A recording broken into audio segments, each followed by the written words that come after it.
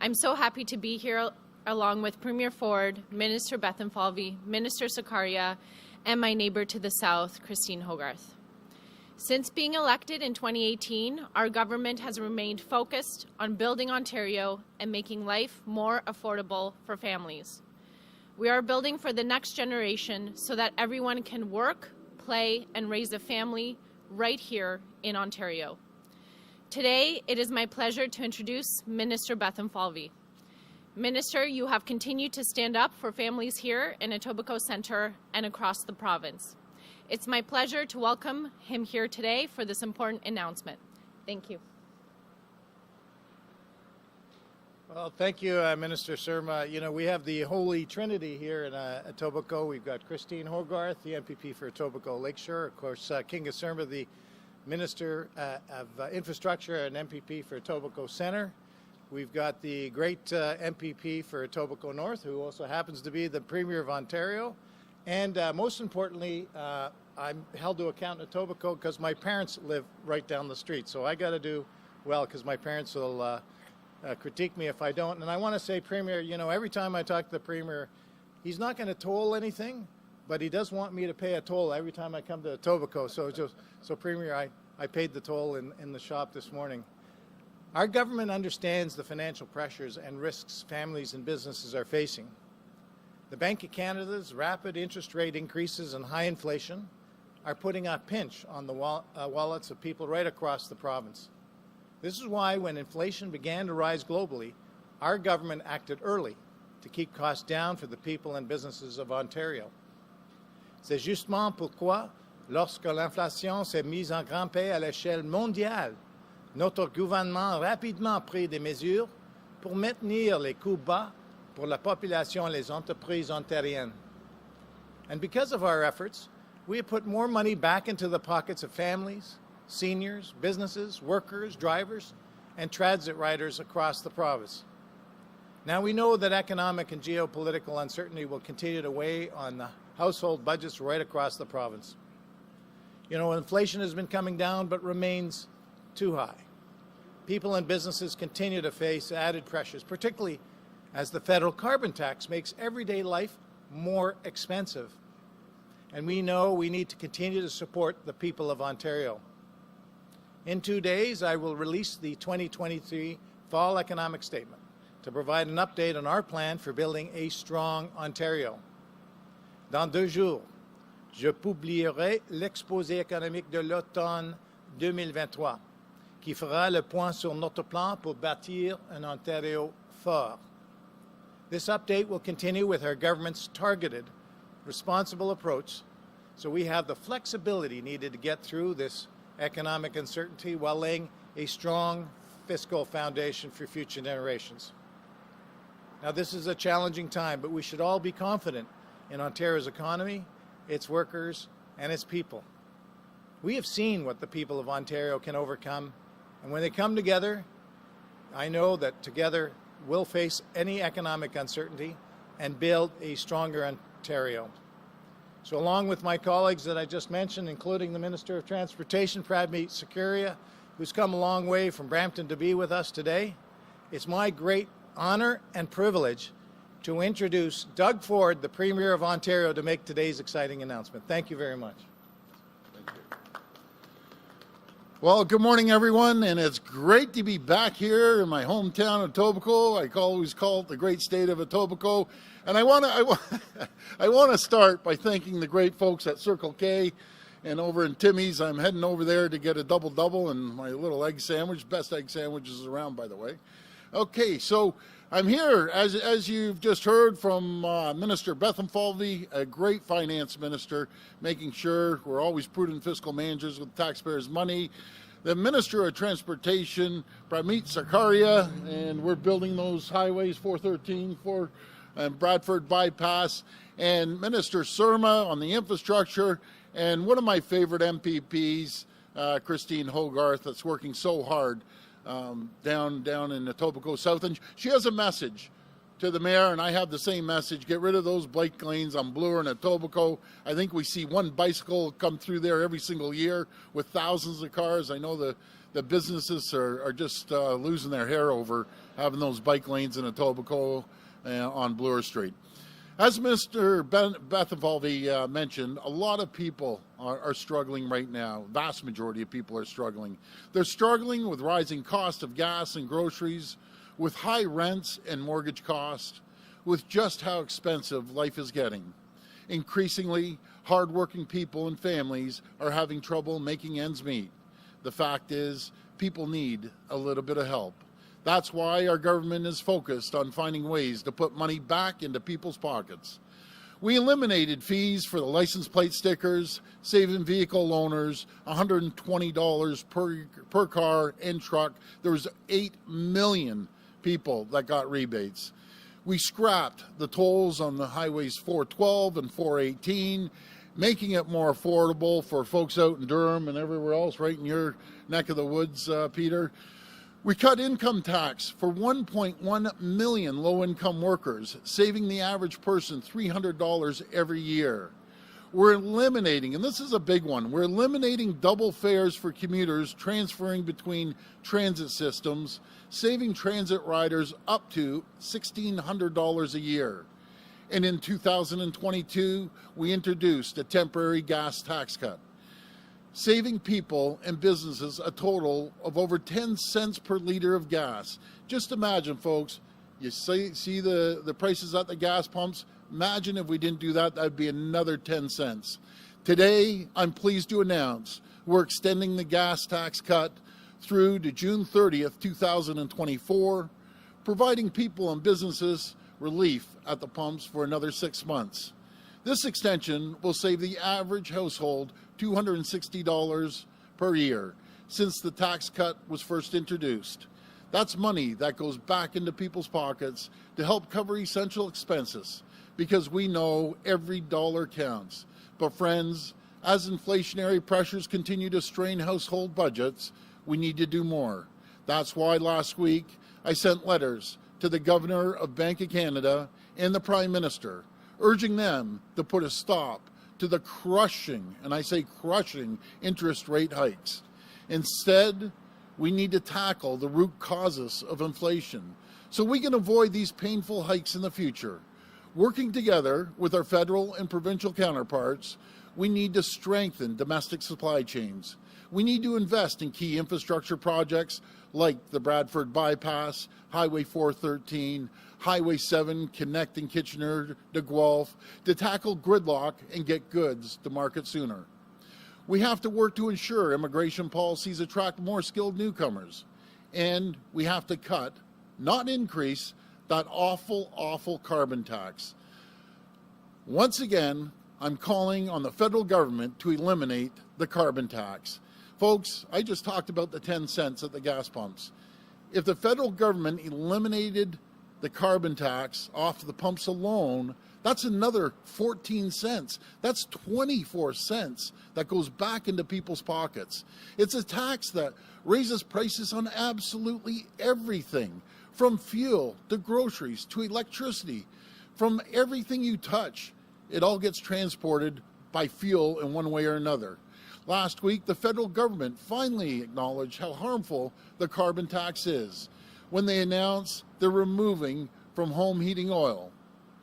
The fact is, the vast majority, 95% of people in Ontario, do not heat their homes or businesses with oil. It's completely unfair that they still have to pay the carbon tax, so I'm urging the Prime Minister to play fair, do what's right, and eliminate the tax altogether.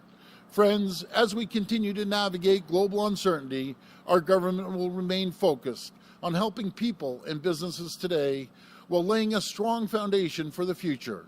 We're creating the conditions to attract investments and good-paying jobs. We're building homes and infrastructure our growing province needs, and we're reducing costs for people and businesses.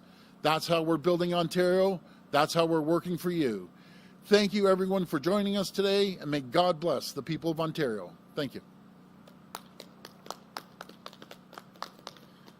We'll now go to reporters' questions. If reporters could please identify yourselves by name and outlet. And just a reminder, it's one question and one follow-up. First question. Morning, Premier. It's Richard from City News. How you doing? I'm doing great, Richard. How you doing? Good, thanks. Since we last spoke, which was quite a while ago, Premier, we found out your government is under an RCMP investigation. I'm wondering, first off, are you scheduled to speak to the RCMP? Have they reached out to you personally for an interview, sir? No, they haven't reached out to me. It was highlighted yesterday, Premier, that 18 ministerial zoning orders went to developers who were present at a family wedding of yours last year. How on earth did so many MZOs go to people who were present at that wedding, sir? Well, first of all, MZOs is a great tool that have created, folks. It's a tool that the province has been using for decades, and it's a great tool.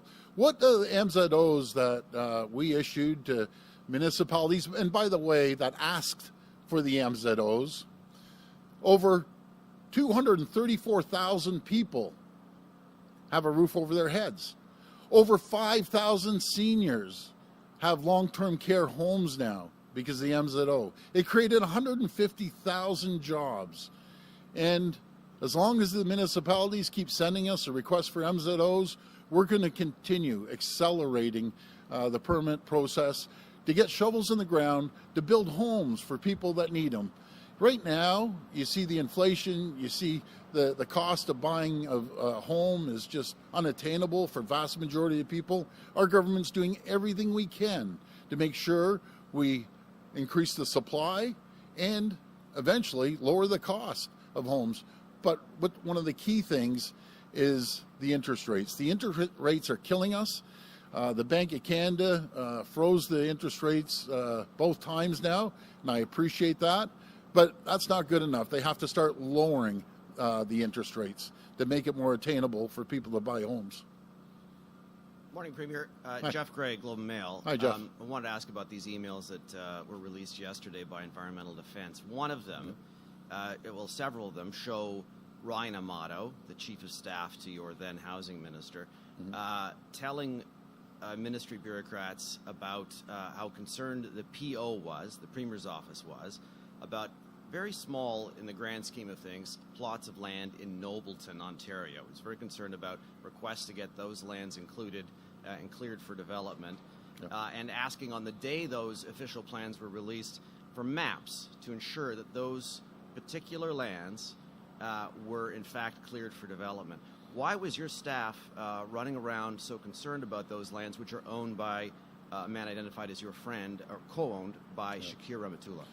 Well, first of all, when it comes to the OPs, better known as the official plan, you know, there's thousands and thousands of changes through the municipalities and the province when requested. But, you know, when Minister Calandra brought those to me and said, you know, I don't like the language here, I said, just pull all of them. I've directed Minister Calandra to pull all of them, like I did the Greenbelt, and we're going to work with the municipalities to make sure that the official plans that they want to move forward, and as sure as I'm standing here, they're going to make more changes to their official plans, which is a positive thing. We need to build homes for people. That's our key focus.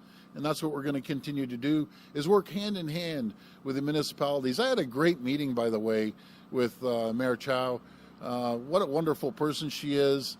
We share the same values when it comes to speeding up on building homes, making sure that we build infrastructure that's needed, make sure that we build transit. So we had an incredible meeting, and I quite like her. She's quite a nice person, caring person, and we both care for the same thing. That's the people.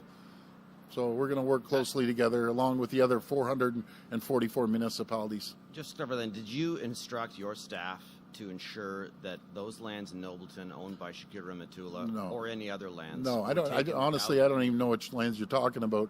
But in saying that, no, I didn't, to be very clear. There's thousands and thousands of changes. Folks, there's 444 municipalities. They make changes all the time. And I support those changes. Hi, Premier Mike Crawley from CBC. Hi, Mike.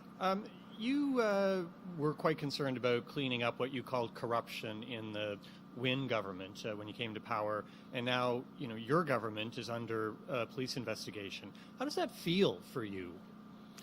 Well, first of all, Mike, we're trying to build homes. There's a big difference between the previous government, that someone's in jail right now, billion-dollar scandals on the gas plants, e-health, so on and so forth. All we're trying to do is build homes. We're building homes for the people of Ontario. We're going to continue doing that with the support of the municipalities and hopefully with the support of the federal government, because I know they want to build homes as well. So that's what we're going to do. You can't bring over 800,000 people into the province every year and not have a plan to go there and house them. So we need to continue doing that. We have a strong economy. Our economy is still strong compared to jurisdictions across Canada and the U.S., stronger than jurisdictions all around the world. And we're a leader. We're a leader when it comes to tech. We're a leader when it comes to health sciences, pharmaceutical, and we're a massive leader when it comes to building electric vehicles and batteries. We're the only jurisdiction in the entire world that has 6 of the largest companies here. We've seen investments of over $27 billion, and we see tens of billions of dollars more coming to our front door because we've created the climate and the conditions for companies to come here and thrive and prosper and grow. And folks, guess what happens when they thrive, prosper, and grow? So does the population thrive, prosper, and grow. Premier, with respect, you seem to be taking some sharp turns away from the things that we're actually asking you questions about. Earlier, Jeff asked you about the Premier's office involvement in some of the stuff around Greenbelt and that sort of thing. You and your office has continued to deny that you had anything at all to do with picking the land that was chosen for removal out of the Greenbelt. Yet there's all sorts of evidence that says the Premier's office was involved. So are you being honest with the people of Ontario that you were not involved in any way whatsoever? My friend, so what you're calling the Auditor General dishonest, you're calling the Integrity Commissioner dishonest, because they cleared my office, cleared myself, said we had no involvement in it. So you can't mislead people like that. It was very clear I had nothing to do with the changes in the Greenbelt, number one. Number two, the Auditor General cleared us, cleared my office, and the Integrity Commissioner cleared me and my office. But thank you for the question. Premier, it's Jessica Smith-Cross from the Trillium. Hi, Jessica. Hi. We know you were at a fundraiser hosted by Sergio Mancia on October 20th, 2021. We now know his company documented in a letter to your office that you agreed to pursue his request to remove his property from the Greenbelt at a meeting on that same date. Did you agree to do that for him? Well, first of all, let me be very clear. We have hundreds and hundreds of fundraisers. That's the political process, no different than any other party. And you're asking me to remember what I did or said 2 years ago. I can't say I said that. Number one, that was, if you're saying the date, that's a year and a half before any decisions even crossed our desks or even talked about anything to do with making any changes. So to answer your question, I can't remember that. But I do talk to thousands of people all throughout the year with great ideas. To follow up on that exact thing, you told the Integrity Commissioner, that you did not remember this man who hosted a fundraiser for your party at his house that you attended and spoke at for 50 to 70 people. Did you lie to the Integrity Commissioner about that? I would not. I have the utmost respect for the Integrity Commissioner and the job he does, and I'm always there to assist him any way I can, and I'll continue to assist him. Good morning, Camille with Radio Canada CBC French. Hi, how are you doing? Premier, the Integrity Commissioner recommended 2 months ago that Steve Clark be reprimanded formally in the House. It still hasn't happened. Are you going to act on this eventually? And if not, why not? I just lost the last part. The Integrity Commissioner said what? He recommended that Steve Clark be reprimanded, formally reprimanded, and you still haven't acted on this recommendation. Will you? Well, reprimanded. Steve Clark is no longer the minister. It's pretty clear. So we'll leave it at that. And a question for my colleagues in the North. After the tragedy in Sault Ste. Marie last week, we've heard renewed calls for the province to call intimate partner violence an epidemic. You haven't so far. Will you change your mind on this? Yeah, first of all, my heart goes out to obviously the victims and the family and the whole community up in Sault Ste. Marie. They're a very close-knit community, and I'm there to support them any way I can, and we're just there to support them. What a tragedy. What a senseless waste of life. My heart breaks for that whole community. Morning, Premier. Liam Casey with the Canadian Press. Hi, Liam. Minister Calandra said last week the former Housing Minister's office was too involved in the process to expand urban boundaries. What did you guys find out? Well, once the minister came to me and told me that, I said pull them all. I directed the minister to pull all the OPs, the official plans, and work closely with the municipalities. And we look forward to working with them. I know they're going to make more changes, the municipalities. Just that's the way the system works. Folks, it's thousands and thousands and thousands of changes that all 444 municipalities make. And God bless them for doing it. We're there to support them. As long as those changes mean they're going to build more homes for the people. They build more homes for the young people that are looking for the dream of home ownership. That's way out there right now that they can't. So that's why we're up here working every single day for the people to cut the red tape, cut all the regulations, make sure we speed up the process, and that's what we're going to continue to do. We're going to continue building homes to meet our target of 1.5 million homes, working collaboratively, side by side with the municipalities, which we have a great relationship, by the way, and with the federal government for additional funding. Okay, given what you just said about telling Minister Calandra to pull the urban boundary expansions and whatever you guys did find out, should the RCMP investigate the urban boundary expansion? No, I haven't talked to them at all. No, what should they? No, again, this is a change that happens in every single government, municipal and provincial. Changing boundaries, honestly, it's all part of the process. It happens all the time. Thousands and thousands of them get changed through the municipalities, and we're going to work closely with them. This will be the last reporter. Morning, Premier. It's Rob Ferguson, Toronto Star. Hi, Rob. Good morning. Just wanted to follow up on Jeff Gray's question from the Globe. He was asking about a property, I think it was up in Nobleton. Yeah. And then you said you weren't aware of it being removed, and then you said no, you didn't do it. So those kind of like are two different answers. So I wonder which answer is which. Yeah. Well, it's very clear. I wasn't aware of it. Let me be very clear on that. I don't even have a clue which land you're talking about. Again, there's thousands and thousands of changes. And when there's thousands of changes, there's no one person that can review every single change. But our goal at the end of the day is to keep the economy strong, which we're doing, creating over 700,000 jobs that didn't exist 5 years ago. And we're going to continue growing the economy, making sure we have more money into people's pockets until they can go out and do things they might otherwise not be able to do. And one of the big things is to buy a home. We right now in Ontario are seeing massive, massive growth, which is a good thing that other jurisdictions around the world don't see. And I've had an opportunity to talk to my counterparts in the U.S., 4 different states, and they can't believe how well we're doing here in Ontario compared to the U.S. It wasn't only 2 months ago that we created more manufacturing jobs than all 50 states combined. And we're going to keep going on that pace. Last month, job records were 20,000. We're going to keep focused on the economy, because when you have a strong economy, you can put money into healthcare, you can put money into infrastructure, you can put money into transit and roads and highways and education. And that's exactly what we're doing. Folks, we're blessed to live in Ontario. We live in the greatest jurisdiction in the world. We have a strong economy, strong people, the best people in the world, and we're going to continue moving forward. But I want to thank everyone, and just a message to everyone out there tonight: drive carefully, drive slowly. The kids are going to be out there trick-or-treating and having a lot of fun, and we'll be out there. I was thinking I'm going to dress up as a media person tonight.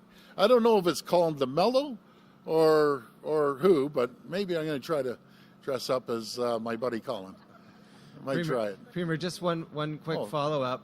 Sorry, I thought you were done. I apologize. No problem. No problem. You were saying a couple of minutes ago that you were cleared by, you and your office were cleared by the Integrity Commissioner, Auditor General.